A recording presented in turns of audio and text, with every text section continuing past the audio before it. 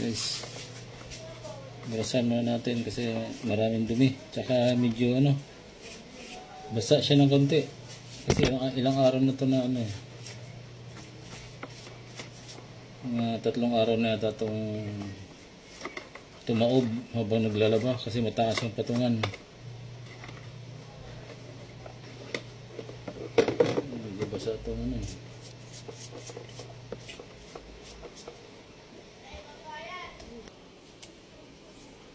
ito guys, muna natin air blower natin, hot air blower, kasi medyo nabasa may mga basa siya, tumawag kasi siya, yung mga connector na yan, tinanggal ko yan, connector na yan, basa siya yan, ito yung niya,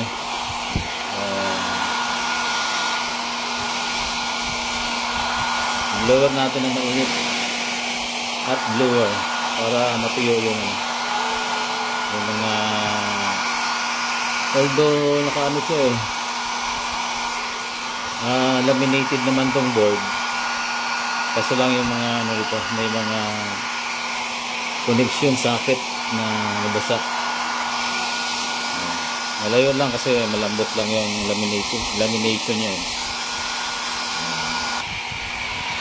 Kaya ito guys, yung photo sensor niya, kanina yan may mga moisture sa loob.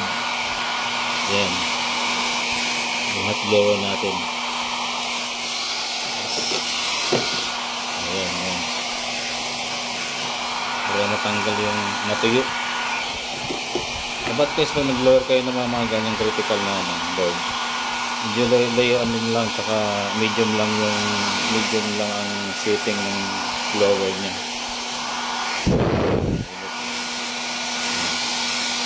Yung init niya, patuyuin lang natin yung mga natitirang mga tubig, kasi yung alarm niya E8 alarm niya, gano'n. Kaya hindi mo siya ma-program kung yung mag-washing ka, yung water level niya hindi mo program kasi nag-alarm siya na E8 yun yung error code na lumalabas. Okay, disconnect mo natin yung mga socket. Mga socket yan kasi may mga tubig yan dito yan tingnan mo, basa yan, basa kitang kita, diba? Yan, basa pa rin siya. Kailangan bunutin talaga, tsaka i-hot air blow natin. Okay, isa-isahin natin yan. Tsaka ito kulay blue, tsaka itong white, ito tapos na ito kinunik ko na yan. Ito pa, mayroon pang gray, dark gray, yan.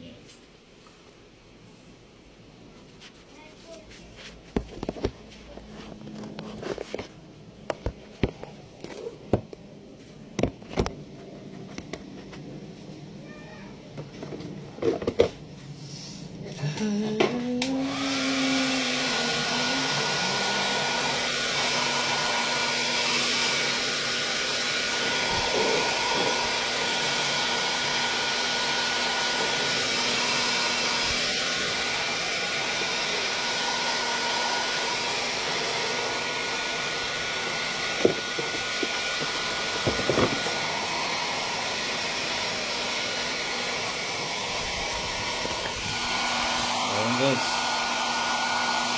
ayan, ito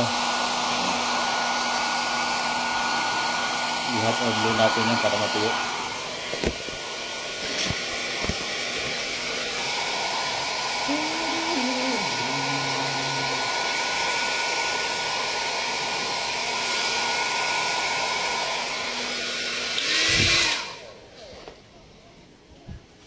Ayan guys, yan.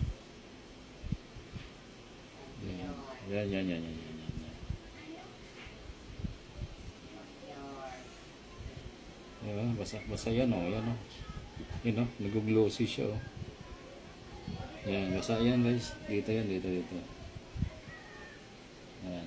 yan Air hot blow natin yan.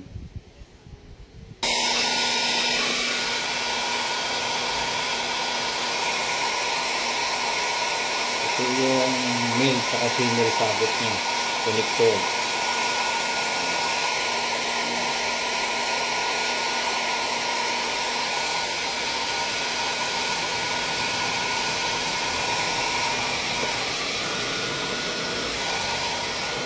Okay, balik na natin.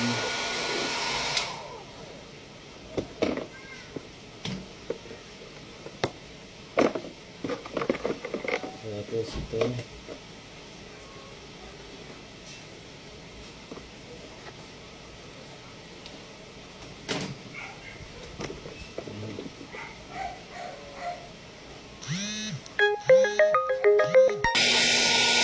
Yan, isa-isa natin.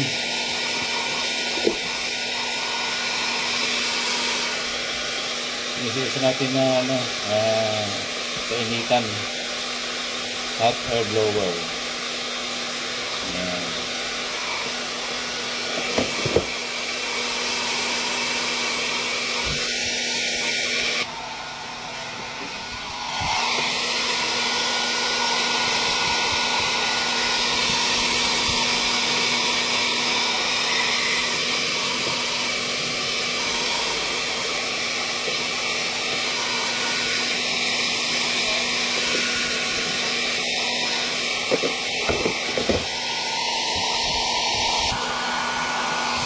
Ayan guys,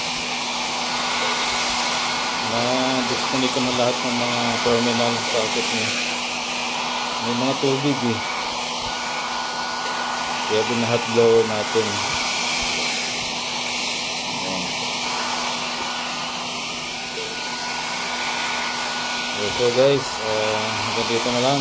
I-assemble ko muna, i-testing ko.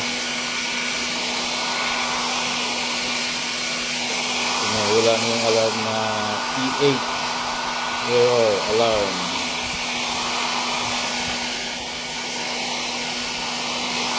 Thank you for watching.